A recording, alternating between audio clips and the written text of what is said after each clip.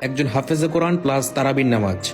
সারাটা দিন সিয়াম কিংবা রোজা পালন করে একজন হাফেজ সাহেব তারাবির নামাজে টানা 1.5 ঘন্টার উপরে তেলাওয়াত করে আপনাদেরকে শোনান। সর্বোচ্চ সতর্কতার সাথে 20 রাকাত নামাজ সম্পূর্ণ করেন। ওনাদের কষ্টের ওজন মাপতে পারবেন আপনি? কিংবা ভেবেছেন কখনো? ইফতারের পরে আপনি সারা দিনের ক্লান্তি নিয়ে বিছানায় লুটিয়ে পড়েন বিশ্রামের জন্য। Am I right?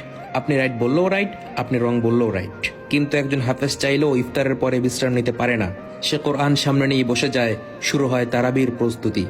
অথচ সারা দিনের ক্লান্তি তার শরীরকে দুমড়িয়ে মুচড়িয়ে ভেঙে দিতে চায়, তবুও সে বিন্দুমাত্র বিশ্রাম করে না।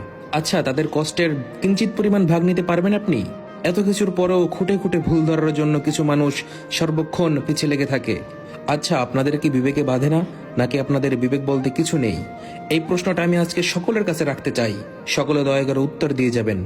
প্রত্যেক হাফেজে কোরআনকে সম্মান করুন, ভালোবাসুন। তারা সম্মানের পাত্র, কেননা মহান রব্বুল আলামিন তাদেরকেই হাফেজ হওয়ার তৌফিক দান করেন যাদের তিনি পছন্দ করেন।